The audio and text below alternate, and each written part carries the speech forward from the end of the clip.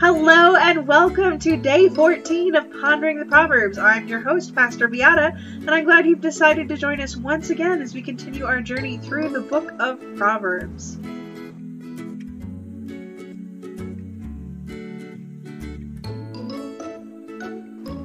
A significant portion of the book of Proverbs seems to present things as dichotomies. You are either good or wicked, wise or foolish, clever or simple. I propose that this is actually a false dichotomy in some ways. We can be in the range of things and still not be at either of the extremes of all good or all wicked, all wise or all foolish. But if we are not actively working towards God or what God intends for us, what are we doing?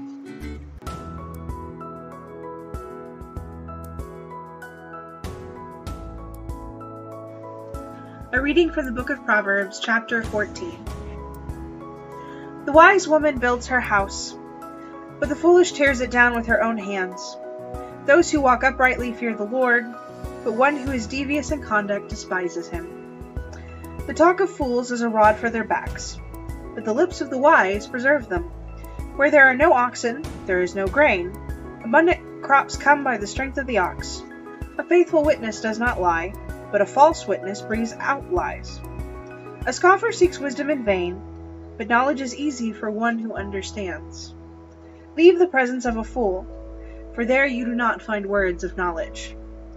It is the wisdom of the clever to understand where they go, but the folly of fools misleads. Fools mock at the guilt offering, but the upright enjoy God's favor. The heart knows its own bitterness, and no stranger shares its joy. The house of the wicked is destroyed. The tent of the upright flourishes. There is a way that seems right to a person, but its end is the way to death.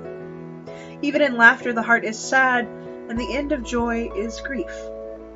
The perverse get what their ways deserve, and the good what their deeds deserve. The simple believe everything, but the clever consider their steps. The wise are cautious and turn away from evil, but the fool throws off restraint and is careless. One who is quick-tempered acts foolishly, and the schemer is hated. The simple are adorned with folly, the clever are crowned with knowledge. The evil bow down before the good, the wicked at the gates of the righteous. The poor are disliked even by their neighbors, but the rich have many friends. Those who despise their neighbors are sinners, but happy are those who are kind to the poor. Do they not err that plan evil? Those who plan good find loyalty and faithfulness. In all toil there is profit, but mere talk leads only to poverty. The crown of the wise is their wisdom, but folly is the garland of fools. A truthful witness saves lives, but one who utters lies is a betrayer. In the fear of the Lord one has strong confidence, and one's children will have a refuge. The fear of the Lord is a fountain of life, so that one may avoid the snares of death. The glory of a king is a multitude of people. Without people a prince is ruined. Whoever is slow to anger has great understanding, but one who has hasty temper exalts folly. A tranquil mind gives life to the flesh, but passion makes the bones rot. Those who oppress the poor insult their Maker, but those who are kind to the needy honor him. The wicked are overthrown by their evil doing, but the righteous find a refuge in their integrity. Wisdom is at home in the mind of one who has understanding, but it is not known in the heart of fools. Righteousness exalts a nation, but sin is a reproach to any people. A servant who deals wisely has the king's favor, but his wrath falls on one who acts shamefully. Holy wisdom, holy word.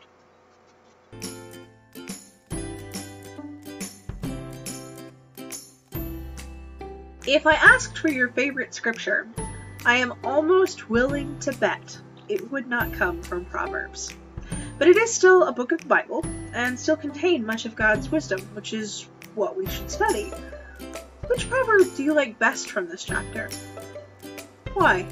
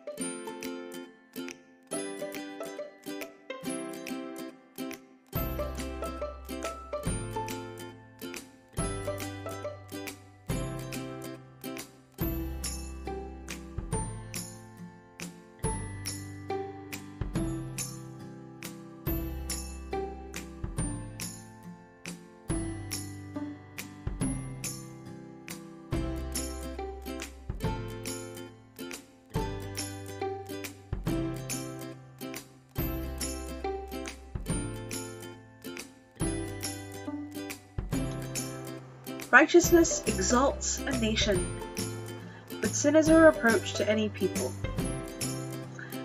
This is not intended to be a political question, but a personal one.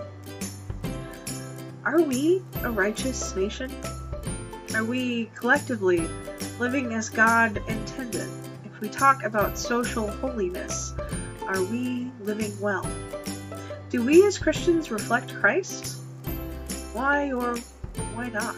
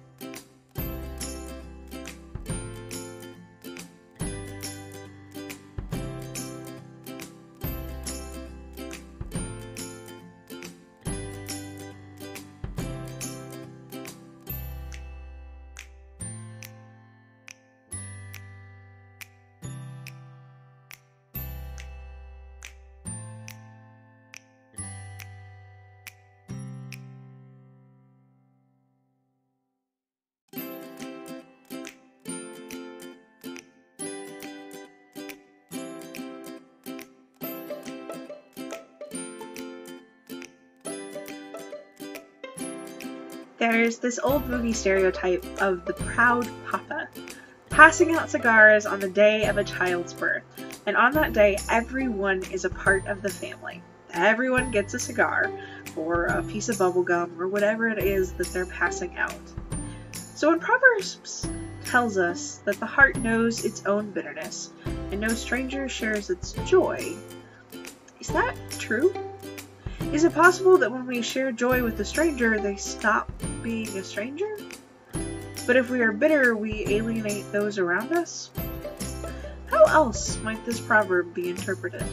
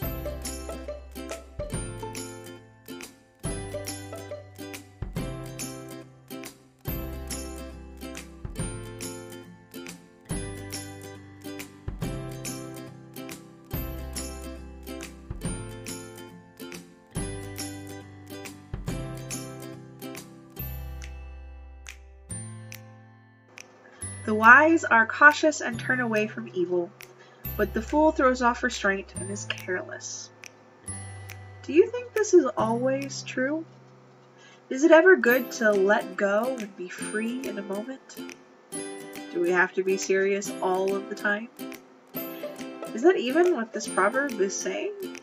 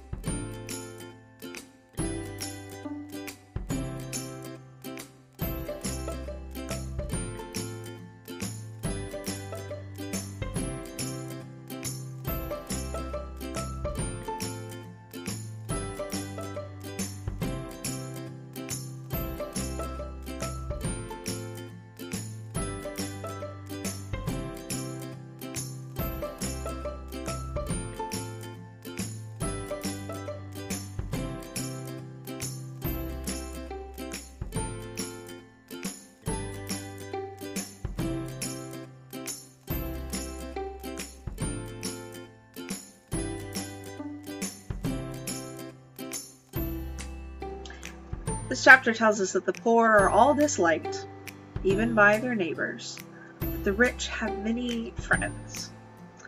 Have you seen this proverb prove true in your life? What happened? What's your story?